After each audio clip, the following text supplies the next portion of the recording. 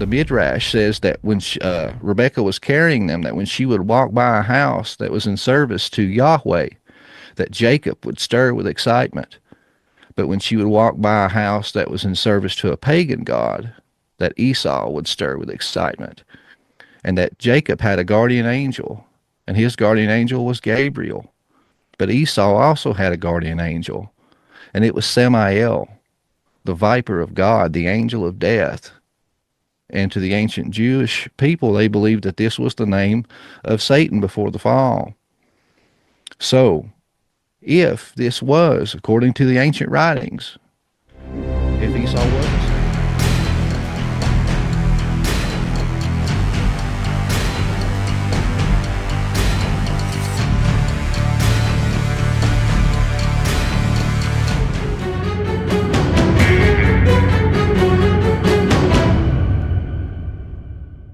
Bienvenidos a Enfoque una vez más. Hoy nos acompaña alguien muy especial. Él es un escritor cristiano, conservador, quien desde niño sentía una gran atracción hacia la palabra de Dios y en este tiempo sirve al Señor a través de su podcast en las redes sociales que se llama Prometheus Lens.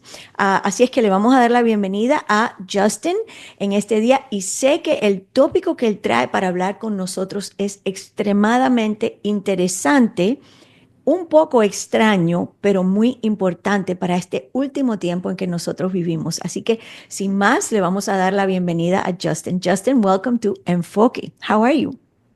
well, I'm good. Thank you for having me. We've been talking back and forth on Instagram and stuff for a while. I'm glad we could finally make this happen. And sorry, I made your brain hurt for a while. I know you said you had to do a lot of research to prepare for this. I apologize. I first came across your book, obviously, on social media. We started chatting. But when I saw the book, I was like, Esau, of all the people, very strange. And I bought the book. As a matter of fact, I have it here because I want to make sure that the audience is aware of this book. If I didn't know how to read English, I would still buy the book and translate it word for word if I needed to, because it's that good. Okay, the content is incredibly important, incredibly relevant as well. So I have it here with me, and we're going to dive into this amazing book. I was sharing a little bit about you with the audience, letting them know that since you were a little boy, you were interested in the Word of God, you were interested in, reading, and I follow you, and I know that you dive into the Word. I mean, you do your work, you study, you read all the time. You can't just do a podcast and talk about nonsense nowadays, right? Tell me a little bit about you and how much you have to study and prepare for all these things. Yeah, me, I'm a 9 to 5, knuckle dragger. I've been a factory rat, all of my adult life, and a family, and I'm recently divorced, but for most of my adult life, been married man and raising children and stuff like that. But I've always had a passion for history, and it wasn't until maybe around 2012 that I really just started like deep diving, into the Bible. But as a kid, I grew up in church from the time I was 5 or 6 till maybe 12 or 13, and then the rebellion came. But even then, I was really fascinated with the Bible, asking questions, and found it really interesting, but never liked to read. But like in 2012, I discovered guys like Trey Smith and Timothy Alberino and Steve Quayle, and talking about all these fascinating things that were in the Bible that I obviously just missed. So I started diving through, and like a Berean to see if what they were saying was true, and it was. And once I started diving into the original languages, the Hebrew and the Greek, through great software like Logos, that makes it easy that a dummy like me can go into these original languages, I just discovered this whole new world. And it's honestly just, it started an addiction.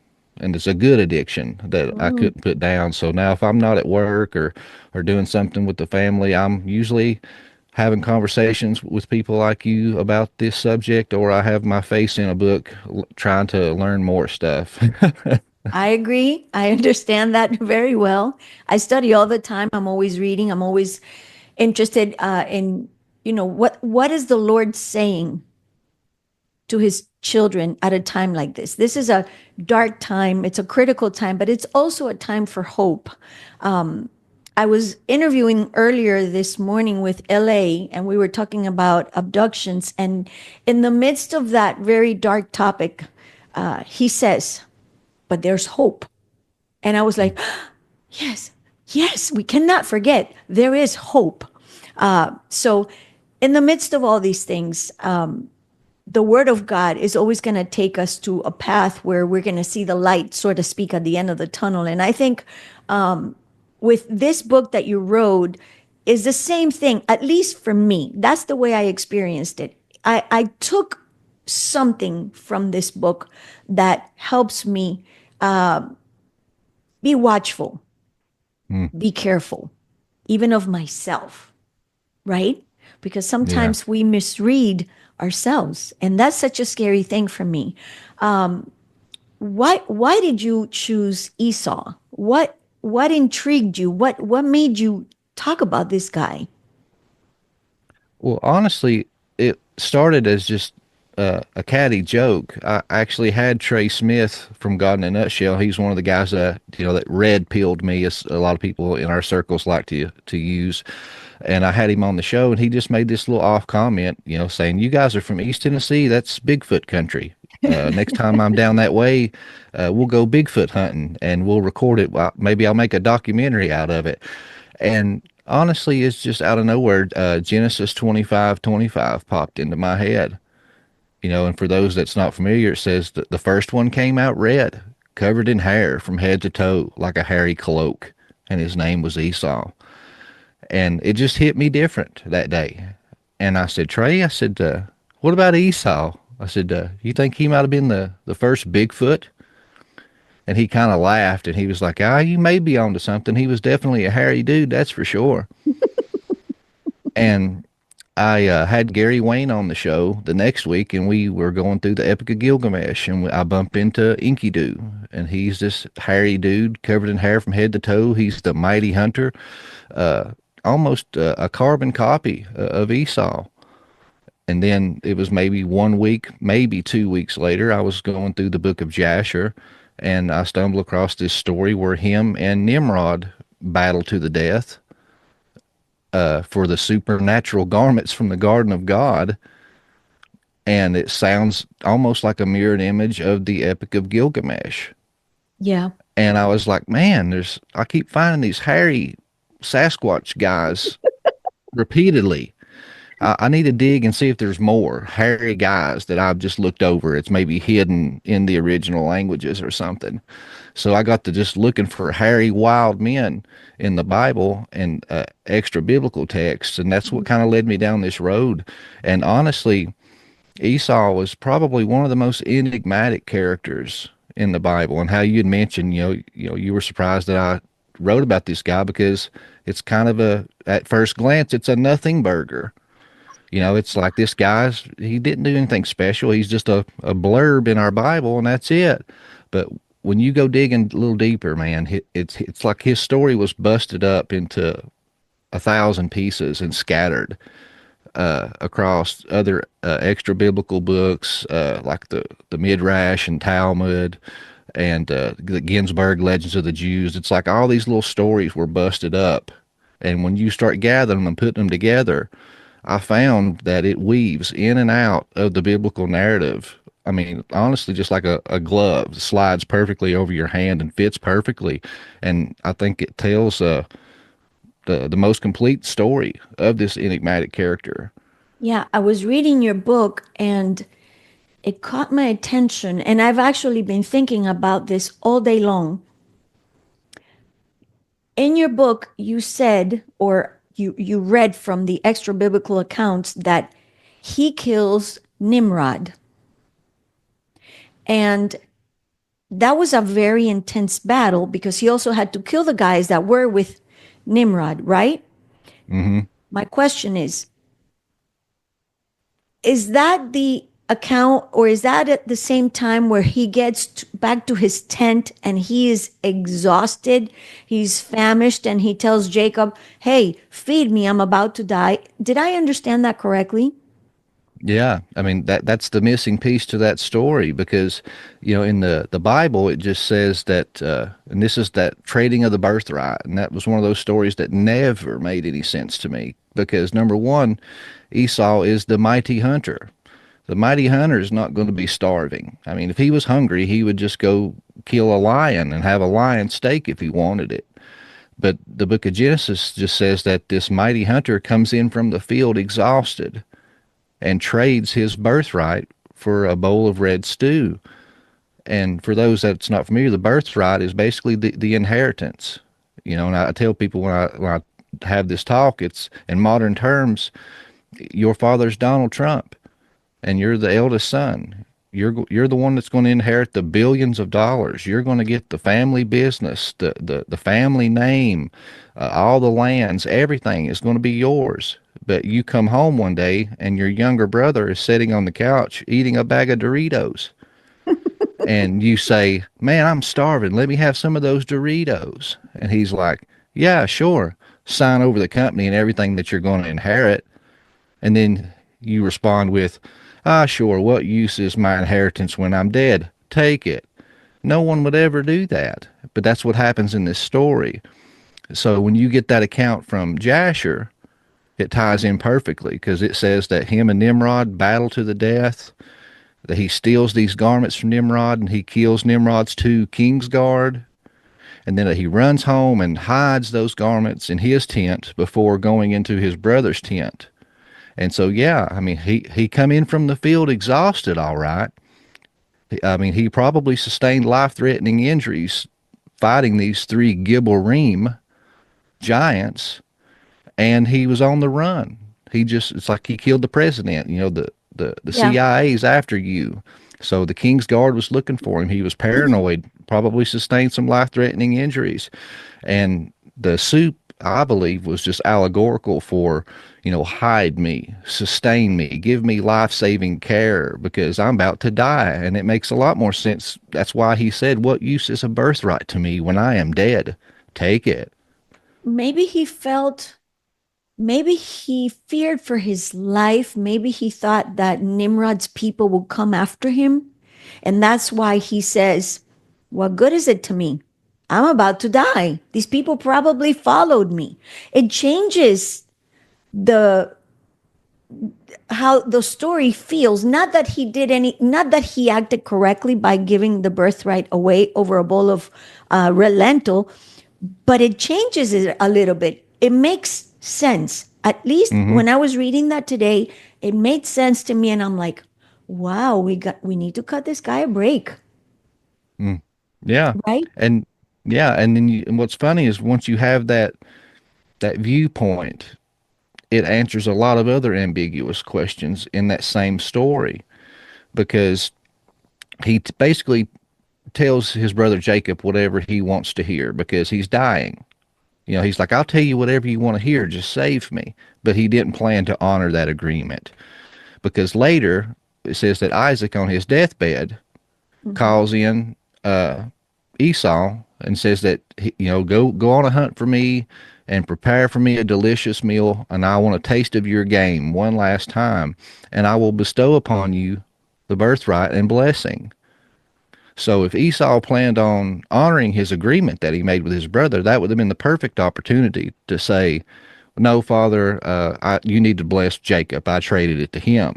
But he didn't do that. He says, "Okay, yeah, I'll be right back," and he takes off. But Rebecca hears this and goes to Jacob and says, "Go in, pretend to be your brother, and steal the blessing and birthright." And he says, "No, mother, I'm a smooth man." And he says, "If my father thinks I'm playing a trick, a curse will fall upon me instead of a blessing." And she says, "Do as I say, and if there is a cursing, it'll fall on me. But go get a young goat, kill it, bring it to me, and I'll prepare a delicious meal." And so when they kill this goat and prepare the meal, they take this goat's fur and wrap it around Jacob like a blanket. So, I mean, this shows you where it says in Genesis 25:25 that he was covered in hair from head to toe, that wasn't poetic language. That was literal. But then it says that it's like the cherry on top for the deception of Isaac. It says Rebekah then goes into the tent of Esau and takes his special garment and places it upon Jacob. And then he goes into his father's tent. So even Rebekah knew about those garments that Esau had stole from Nimrod and hid, because Rebekah then goes into Esau's tent and takes them and gives them to Jacob. He was stripped of absolutely everything that was sacred. Hmm. Yeah. Everything. There was nothing left for him. And I'm sure that this had a bad effect in him. And it made him angry, bitter, resentful. And I think that was engraved in his DNA, his hatred for Jacob, even though when he had the opportunity to hurt him years later when they meet up, he didn't do anything to Jacob, but he had that, he harbored that hatred in his heart because his brother took everything from him. Mm-hmm. And also, I think if Jacob looked normal and he was covered in hair, he had to have a peculiar smell, a peculiar look. He was red. I mean, this is someone that who, whenever he walked into a tent, somebody else's family tent or whatever, whenever they gathered, people would notice him because he was so strange, right? He was an Mm-hmm. enigma from the second he's born.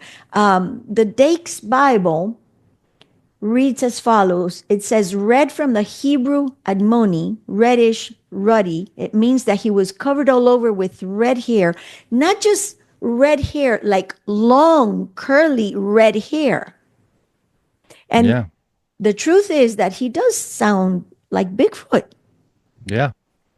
right? And that's what I said. I said, if you just let the text say what it says, and we remove our, like Michael Heiser says, remove your preconceived notions, remove your dogma and your teachings, all the things that you've been taught, all the things that you think you know, and just read the text and let it say what it says. And you took that descriptor and you seen that person out in the woods, without fail, every single one of us would say we seen a Sasquatch. Absolutely.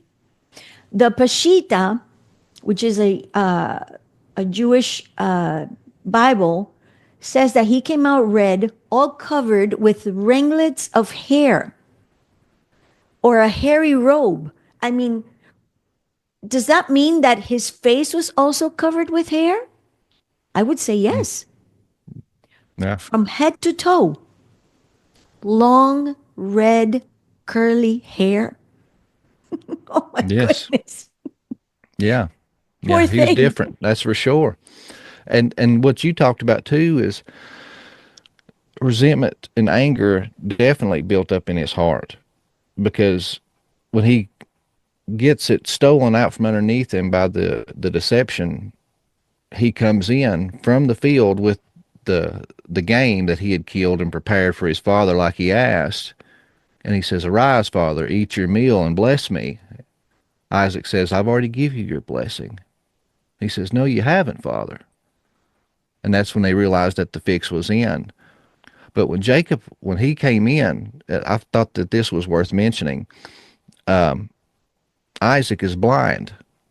Yeah. So all thing he has to go on is his ears and his hands and his nose. Mm-hmm. So when Jacob starts talking, he says, "I hear my son Jacob."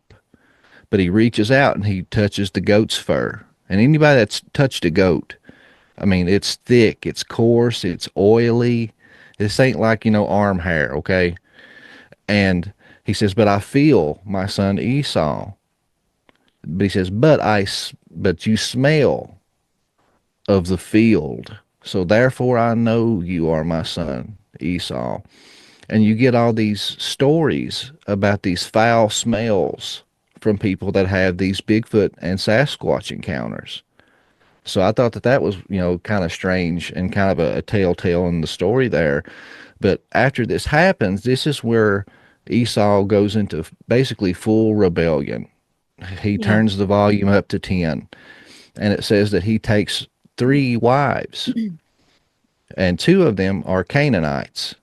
And they were told not to take wives of the Canaanites, they were a cursed lineage. And then he also takes, for his third wife, he takes from the clan of Ishmael, which is his uncle. Mm-hmm. And if you think about it, people that are hurting or angry or whatever emotion you're going through, you want to go to someone that will sympathize with your feelings. Yeah. He would find nobody better to sympathize his current situation, because Ishmael was his uncle, but Ishmael was the eldest son that was basically screwed out of his birthright by his younger brother. And Oh, his you're so younger right brother about that. Yeah. was Isaac, who was Yeah. Esau's father. Yeah. And the 2 Canaanite tribes that he married into, thanks to people like Gary Wayne doing such a good job combing through the genealogies, we know that those 2 tribes were known Nephilim giant tribes. Yep. And his one father-in-law that's mentioned in the book of Genesis is Seir, and he reigns from Mount Seir. And Yep. when you go into the Hebrew etymology of that name means hairy. Yep. So not only do you have this hairy Sasquatch dude named Esau, he marries into Nephilim giant clans who's named after being hairy. So if you have a Sasquatch marrying a hairy Nephilim giant and mating with it, I mean, you have a really high probability of throwing some really strange pups, to say the least. Yeah. And when you follow the genealogies of that, I mean, that is really a wild rabbit trail, because Amalek is birthed from this union, Yes. and he births the Amalekites, Yes. whose name means the blood lickers. Yes. My. It's a big, red, ugly picture. Yeah. Thanks to you, like I said before, I've been doing a lot of research, and Sierra also means strong movement like a storm. When he was in Rebecca's womb, this little boy or this fetus was so strong that it made her, she was worried about what she was carrying, because his movements were so strong and so storm like that she felt sick herself. She felt like she was under an attack, and she went to see the Lord. It says that she went to consult the Lord to see what tell me what's happening. And this is when he tells her there are 2 nations, 2 natures, so to speak, within you, and they've been divided from the moment they're conceived. I can't imagine Esau being born, being a little boy. You know that little kids could be really mean and cruel.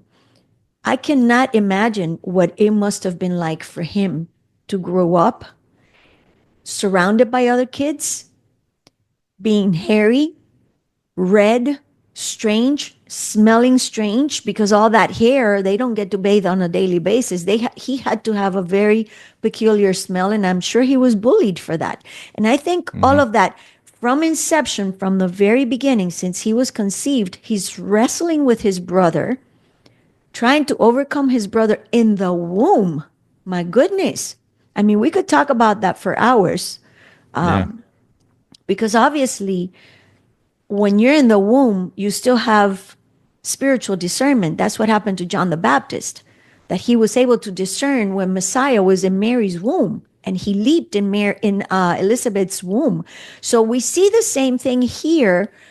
Esau's trying to overtake Jacob, and then he's born, and I'm sure he struggled all his life. And then Yeah. everything is taken from him. I mean, this is the perfect recipe for a disaster. Yeah, 100%. And honestly, when you take the time to look at it with that kind of lens, it kind of, makes you have a little bit of sympathy for the guy. You know what I Yeah. mean? Yeah. I know it's like that song, sympathy for the devil. You don't want to do that, but at the same time, I mean, perspective is good because I think perspective answers a lot of whys. And to Yeah. me, whys are very important. Motivation more often than not is tied to the whys. And you had said you just spoke with L.A. Marzulli, and I love L.A. I've spoke to him many times, and when I was talking to him about my book and stuff, he seemed blown away. I sent him a copy of it, but in his words, he always says it all goes back to Genesis 3:15 and So the seed true. war, But and it it's so does, true. and that's Tell what me this about that. is. That's what this is, right? Yeah, I mean, because like you said, there was such pain and travail and fighting in her womb that she, prays to God, wants to know what's going on. And it says that the angel of the Lord shows up and says, two peoples, two nations are battling in your womb and they're at enmity with one another, and one will be stronger than the other, but the younger will rule over the older. And us as modern Christians, we make the mistake of trying to read this ancient text with our modern eyes and modern viewpoint, and we miss what the writers are trying to tell us. Totally. We need to put our mindset in the mindset of the people of that time to properly understand it. And back then they knew the eldest got the birthright. The eldest was the next in line. So when they were reading this text, that'd have been a huge red flag. They were like, whoa, whoa, the youngest would rule over the eldest? That ain't right. No, that's not right. Red flag. So that would have got their attention. But also, you got to remember, we're in the book of Genesis. So if you just back up just a few chapters to the garden, what happens in the very first curse and prophecy in our book? God's talking to the serpent, the Nakash, the shining one, and Eve. And he says, I will put enmity between her seed and thy seed, the serpent's seed. So it's saying the woman's going to have a seed, the serpent's going to have a seed, and that they're going to be at enmity with one another. And that one would crush, or one would bruise one's head and the other would bruise the other's heel.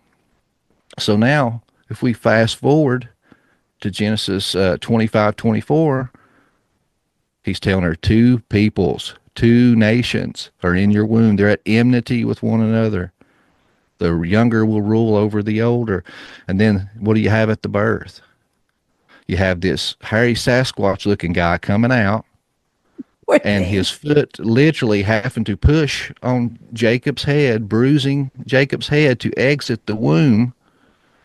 And then, with your genealogies, they just say this one begot that, this one begot that, Yeah. they lived X amount of years. They give a lot of extra details in this account for a reason. And then they said, and then Jacob come out clutching the heel, bruising the heel of Esau. You cannot get a more picture perfect Polaroid snapshot of Genesis 3:15 and the seed war. But the only difference is, in my opinion, now this is my opinion, is the prophecy was perverted and flipped on its head. And now some people get tore up over this, but I'm just saying this is what the ancient writers believed. But when you read like Lewis Ginsburg, Legends of the Jews, the Targums and the Midrash, the Book of Jasher, all these books point to Esau and say that he was a serpent seed. They even say that he came out with a serpent's branding on his body. And the Midrash says that when Rebecca was carrying them, that when she would walk by a house that was in service to Yahweh, that Jacob would stir with excitement. But when she would walk by a house that was in service to a pagan god, that Esau would stir with excitement, and that Jacob had a guardian angel, and his guardian angel was Gabriel.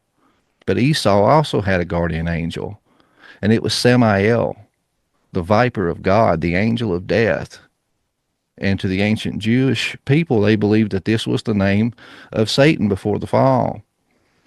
So, if this was, according to the ancient writings, if Esau was a serpent seed, of course the serpent, the Nakash, would want his seed to come out first and get the birthright and flip the prophecy of Genesis 3:15 on its head, where his seed would be bruising the head and the chosen seed would be bruising the heel. You said in the book that Esau was probably trying to step on Jacob's soft spot. Did I read that right? Well, I was just saying that, even because the text doesn't say, that he pushed on him with his head. I was just saying that when they're born, I mean, to exit out of the womb, you could easily imagine his foot pushing on the head. But I was saying, you have this soft spot on the back of your head. That'd be a really easy way to try to kill someone or crush That's a a murderous baby's spirit head. right there. Yeah, and the Targums and all the other writings talk about that into more detail of their battle in the womb, and says that even Esau was trying to kill Jacob in the womb. My goodness, that is such a profound thing. I mean, I, I don't think people have ever looked into this story. Hmm. It's a story that is very much relevant to our day and age because we Yeah, it's all see, over your news. yes, exactly. It's a spirit. It's not necessarily, we're trying to discern not just the person that lived such a long time ago, is the spirit that lingered, is that spirit that wants to destroy Israel, everything that God loves, Christians, whatever it is that the Lord may love, that spirit wants to destroy it. How malignant can you be? I mean, you are born with that seed inside of you. I guess this was something that was passed down through the DNA of the family. And this kid, his DNA picked up on these things. I don't know how to explain that. That's like, wow. That's something that you're going to have to write another book, okay? Yeah, which I But talk see, about it in the book, but and I even say, because we don't know, because the text doesn't come right out and say it, and I say it in the book. We can argue back and forth or debate back and forth whether this was real physically, spiritually, or whatever the case, but we can't argue that this was the belief of the people of that time, and this was the image or the imagery at least that they were trying to paint.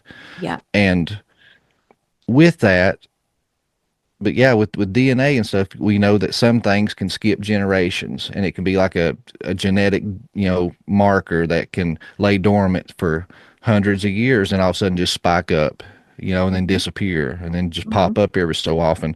And even with science, if you look, I talk about it in the book too, what we call a Bigfoot or a wild man or people like Esau is scientifically documented. This is not fairy tale stuff. It's just not very common. But if you look up on Google, uh, hypertrichosis, this is the scientific term for a person that is born covered in hair.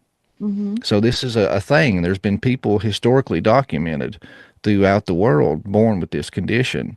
And this You is a, you yeah, explained this at length in your book. You also said science is man's way of explaining or trying to comprehend God. yes. So you talk about this in the book and how what we read in the text is not hyperbole, is not something poetic, is not poetic language. This is an actual condition that Hmm. has been documented by science, by doctors, and you go you go into this thing and you have pictures, and it's very well documented that this is something that's been going on for a long time. Yeah. So with that, I don't know if it was a genetic thing that just skipped generations and just happened to pop up with Esau, or because I mean, if we're being honest, I mean, some people get frustrated, but I mean, I'm the type of person I like to lay all cards on the table and just see, what fits, what doesn't fit. So I mean, if we were to lay all cards on the table, this could have been a genetic marker in the bloodline that just happened to pop up with Esau. If we go to Genesis 6, we know the angels came down and bred with the daughters of men. We know that that's nothing new. So Yeah. did that happen again here? That's a possibility. Yeah. But one of the things that I went with, and I said that I think could be a possibility, if you look at Rebecca, it says that when Isaac was coming of age to be wed, that Abraham sent Eleazar, the cupbearer, to the Mm-hmm. land of Haran to Yeah. acquire him a wife. And it says that he meets Rebecca's family. Well, when they first meet Rebecca's family, Eleazar tells him, her father, his situation, and who, he's coming from Abraham and needs a wife for his son Isaac. They serve the Lord Yahweh. The first response, I think, is kind of telling, because he says, "This Yahweh you speak of." He said, "We can neither speak good nor evil." So that showed you they didn't even know who Yahweh was. So they didn't worship Yahweh. They worshiped other gods. Yeah. And when you look into the history and the archaeology of this land, this was Ur.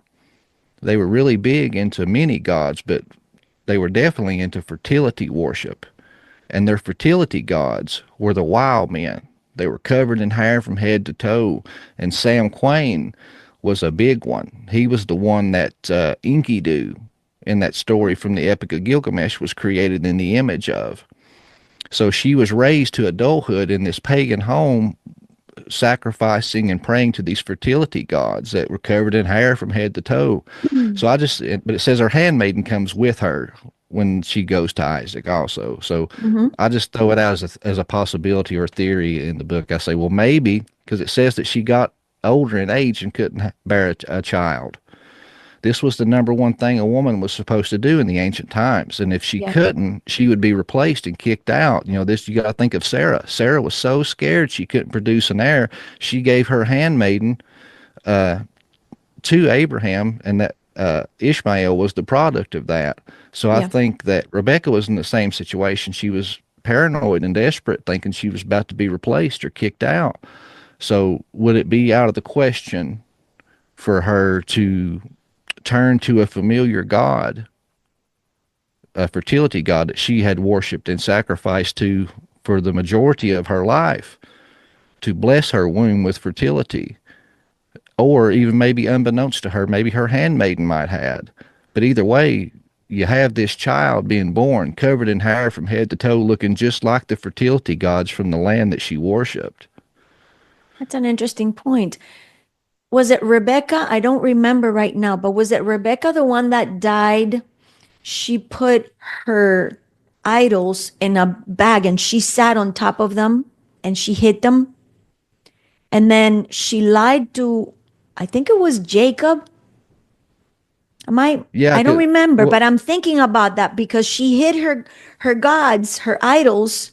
She sat on top of them and she said, "I can't get up. I have the custom of women and I don't feel well." And then she ended up dying. Remember that scripture? I think that wasn't that Jacob's wife, because Jacob went to, when Esau threatened to kill him, he took off to the land of It was Haran, Jacob's, right? and he took two wives because he got Yeah. tricked on the first one. But the Yeah. second one, she Leah and stole the teraphim. yeah. Yeah. Yeah, Okay, so I'm a little off, but okay. It reminded me yeah. of that.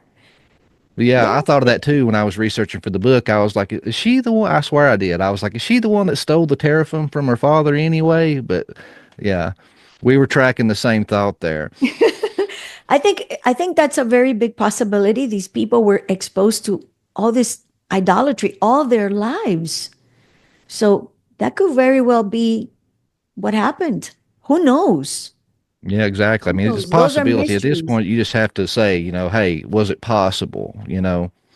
And the answer is yes, Mm, it was possible. Talk to me a little bit about the Wolfman syndrome. You talked about that in your book. Can you tell mm. me a little bit about that? Yeah, the Wolfman syndrome, that was wild because that falls under that umbrella of the hypertrichosis. But growing up, I had heard about the Wolfman syndrome and heard about the freak shows of Yeah. the bearded lady and the Wolfman and all Hmm. this stuff. But once I got to looking into this, I found like no, this was a real thing. Okay, so it's like people that were actually born with this hypertrichosis. You got to think of the ancient times too. When this hairy looking Sasquatch come out of a woman's womb in ancient times, the people would have automatically been like, this is a demon child. This is Yeah. a monster. Yeah. 90% of them were killed at birth. Yeah. And the ones that weren't killed were taken out to the woods and left to be killed, but maybe someone found it and took it in and raised it. But the few that did survive, they traveled around and were put on display in these freak shows. And a couple of them that I found were quite interesting. One, his name was Pedro Gomez, and this was in the 1700s, I believe it was 17 or 1800s. But one of the kings of France acquired him as a gift from someone. Someone, I don't know if it was his birthday or what, but someone had gifted him this like 12 or 13-year-old boy named Pedro Gonzalez. And he was a what we would call a wolf man. He was covered in hair from head to toe. And a lot of people want to look at that and frown, and say, "Oh, poor guy." But for the times, he had it made because, like I said, 90% of them were killed or put in freak shows. Yeah. This guy was brought into the king's court, Yeah. but the king loved him, it said, like a son. So he didn't treat him like a slave or an employee. He treated him like a son. And it said that he loved him exceedingly, that he dressed him in the finest clothes, prepared him his own chambers in the castle, give him a place at court, sent him to the finest schools in France, that he actually went to school to be a lawyer, lived a great life. And some of the pictures that we have surviving today and even know about him was because he painted all these nice paintings of him, and they were saved to this day. But loved him so much that when the king died, he left in his will that Pedro would be given a piece of land, that he would be made a lord and given a castle, Wow. and even arranged a marriage for him. Wow. And so that he could have the closest thing to a normal life that he could have. And that he married this, I think her name was Elizabeth. And they ended up having, I think, four children together. And three of them ended up with this Wolfman syndrome. And Wow. two of them were girls. And it was pretty cool. But they believe that the Disney film Beauty and the Beast was based off of this historical figure. Oh, I didn't know that. Yeah. Wow. Wow. Do you think it's possible that this, let's call it a mutation, goes back to the DNA manipulation by the sons of God from Genesis 6, I think so. I right? truly do. I think so because not only is this, a corruption of God's perfection, us Hmm. as Christians, we believe that God doesn't screw up. He makes everything perfect and beautiful. In creation, it says that he created this and it was good. He created that and it was good. And then once it was all finished, he said it was very good. Yeah. We can look at people with these mutations and genetic malfunctions and stuff and clearly Hmm. say that is not good. Yeah. Yeah. So that is corruption of God's perfect creation, I believe. And we have so many correlations tied to the fallen angels and to Satan with some of these defects too, because how I talked about when he married into the Nephilim giant tribes and birthed the Amalekite race. Yeah. They were known as the blood lickers. That was the first people that God's people encountered in their wilderness wanderings, and they attacked God's people. And in their wilderness wanderings is where they get all their commandments. Do not do this, do not do that. And you don't get all these rules and regulations unless someone's breaking these rules and regulations. And I Right. think it speaks to the people they were encountering. And we know these Amalekites were there. And according to the writings of like Rashi and Perk de Eleazar, they all say that the Amalekites were known sorcerers. And that's why God said, kill every man, woman, child, and animal, because they would shapeshift into animals to evade capture. So I think when we look at those commandments, so the things they told his people not to do, it's because it's practices that the Amalekites, these hairy feral giants, were practicing, because he says, no longer will you sacrifice to hairy goat demons. And in the book of Isaiah, it talks about the wild men Yeah. will dance in the desolate cities and in the wilderness. No, do not seek necromancers and Mhm. sorcerers and mediums. Do not drink the blood. Their name means the blood lickers. Do not pass your children through the fires of Molech. So I think all these things were practices of these Amalekite Nephilim giant hybrid race, and God's people were starting to emulate them, and God had to step in and say, no, no, no, you can't be doing this. But we see remnants and stuff of these people, like down in Sardinia, during the winter solstice, they have this tradition where the Mathones or the Mathanes, these men cover themselves in black goat's fur and strap copper bells to their back and parade through the streets and chase and abduct the women. And then at the same time, the children coming of age, they light a huge bonfire, and to prove their bravery, they have to pass through the fire. You have Krampus in Europe and the other wild men stories. I mean, you have just so many correlations with these wild, hairy, feral, giant race of people and necromancy and sorcery, and it all connects to these people back into the Levant. Yeah. I think we've reached a point. When I say we, I'm referring to the church. I think the church needs to wake up and pay attention to all these strange things that the Bible talks about. They've been discarded, disregarded, you know, put in the back burner and not really paid attention to it. And the Lord is painting a picture for a reason. A lot of these things are coming back. There's a lot of paranormal activity. There's a lot of strange things happening. And the Lord is wanting us to pay attention to what's happening in the spirit realm.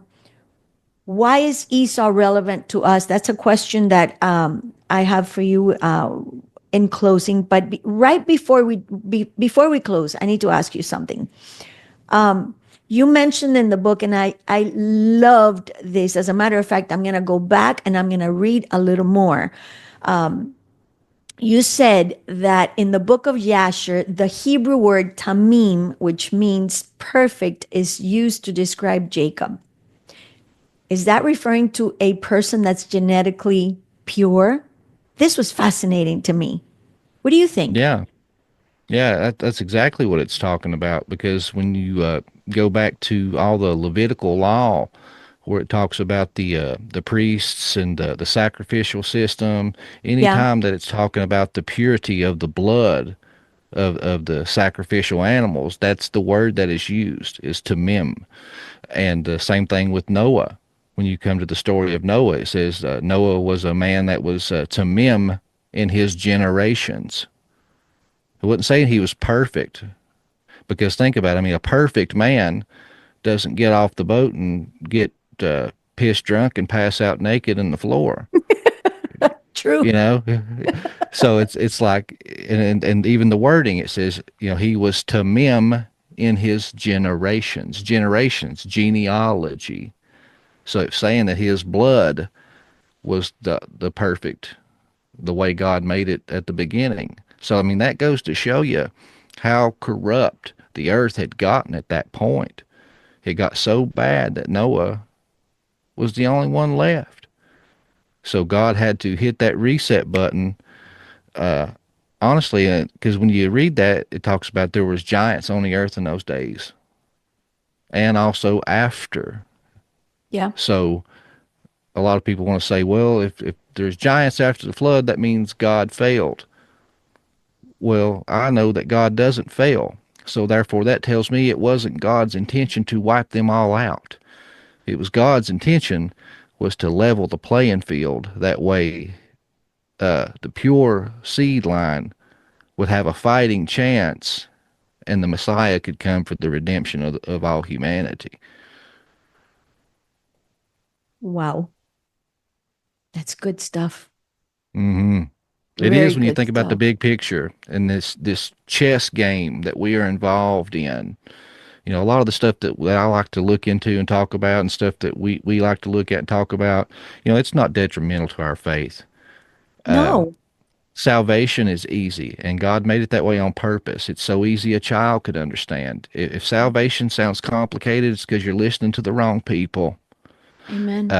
But once you are saved, and once you have that foundation stone that is Christ, uh, just like any child, you have to wean yourself off the milk and get onto the meat. And because of the whys, because once you go digging, you start finding these deeper meanings and start connecting these dots of these stories, and it honestly it just builds a stronger connection to your creator, and you get to know your creator better, and you get to know the more fuller story of our story and his story, and it leaves you more in awe, and it it takes it from a place from being just blind faith that I think so many Christians are stuck in now. Oh, my pastor said XYZ, and I've been told XYZ for 20 years, and I believe it. I can't tell you why I believe it. I just believe it. Blind faith. It doesn't have to be that way. I agree. Our faith, it's something we can see, we can feel, we can taste, we can touch, and Yeah, boy, you ain't alive until you do. it's true. I agree with you. I was just talking about that last night at the service in our church, how you need to experience God, feel God, and Mm, just live, and it needs to be real. It can't just be a story in a book. You know what I mean? amen. You need to be able to live and enjoy and taste his goodness and his grace and his presence, most of all. I agree with that Yes. wholeheartedly. In closing, why is Esau relevant to our lives today? And that's something that I kind of closed the book with because, and honestly, I can't give credit to myself. I got it from Derek. I was on Derek Gilbert's show, and we were kind of talking about the book, and as I was writing it, and he threw me a curveball like Derek likes to do. You know, he was like, "Well, what spiritual, you know, takeaways can we take away from Esau?" And that's And I exactly was like, what you wrote. "Oh, yeah." Takeaways. Yeah, and I was like, man, I wasn't ready for that one, you know. But What do I after I got say to thinking now? about it, yeah, but after I got thinking about it, man, I I did come up with something that I thought was pretty profound, at least to me. So I added it to the book, and I said that us, what we can take, I believe, in modernity, is we see this seed war, the war of the brothers, happening today. When you turn on your news, you see it happening in over the Gaza Strip, Palestine and Israel. That is Esau and Jacob fighting over the birthright, and you have a Right. group of people that thinks they were screwed out of their birthright and that they're the rightful heirs, and that's all that is. And when you look from the union of Esau and Ishmael, that's where you get all of your Palestinians, your Muslim nations, all the people groups, honestly, that just want to wipe Israel off the face of the earth. So I mean, it's a spiritual war. It's a family feud. But with Esau, I tell people my takeaway was pride. you know, forgiveness and pride and just being able to let go. Esau, you know, yeah, I can sympathize with him, and he lost a lot, and uh, but what happened, I believe, is he navel gazed, and instead of just, you know, accepting, forgiving, moving and move forward, he wallowed in his own self pity and navel gazed, and then went to someone who sympathized with his pain. And instead of, you know, healing that pain, he just had someone tell him, you know, yeah, you're right, man. You were, you know, screwed over. I would do this. I would do that. You know, he found someone to just feed his hate. He found someone to feed his anger and disgust. And I kind of compared it to the parable of the prodigal son. If, you know, we compare ourselves to Esau, yeah, we all screw up. Yeah, we all wallow in the pig filth and have done things, but the father is that good father waiting by the fence with his arms open wide, just waiting for you to come home. And there's nothing that you have done or can do that can separate you from that love. And if we read that story, he welcomes the son back with open arms. He puts a signet ring of authority back on his finger, and a cloak around his neck, throws him a huge banquet. So it's, you know, it's easy for us to get caught up in our pride and wallow in our self-pity, but it's so much better to choose love, choose forgiveness, and swallow that pride, man. Wow, that's a really good message. And I'm sure that there are people that are going to listen to this podcast that may have gone through a rough childhood. Maybe they were bullied throughout junior high school. Um, Maybe they have a congenital deformity and they've suffered and they've been, made the laughing stock of their friends at school, whatever.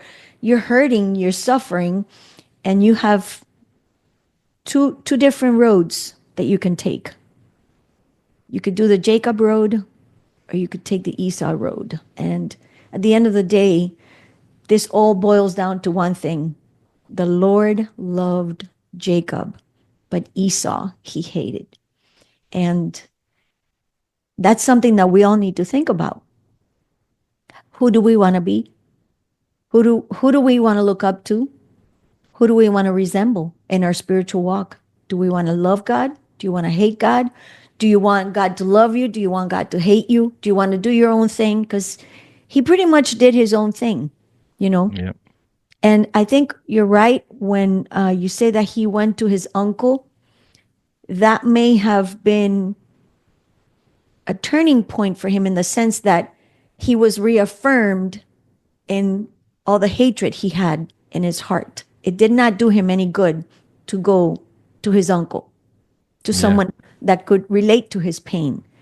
It should have been the opposite. It should have been, he should have gone to someone that would have given him a different perspective or a different, or counsel him in a different way so that he could go back to his family.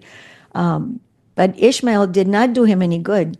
It pushed him away from his roots and his family. Wow, what a Yeah. message. And what a sad life Esau had, and what a terrible legacy he left on the earth. I want to thank you, Justin, for sharing, for studying, for reading. I love this book. I'm going to read it again. And if you want to, you could go. I'm going to have all your information, in the scrolling message for today's podcast. But you can buy this book on Amazon, of course, you know that. And it's really an excellent read. You have done an outstanding job. I want to congratulate you, and hopefully you will come to our show again. What do you think about that? Hey, I really appreciate it. Thank you so much for all your kindness and your graciousness and putting me in front of your audience. I definitely appreciate it. Thank you so much. So thank you, and we will see you soon. God bless. Yes, God bless.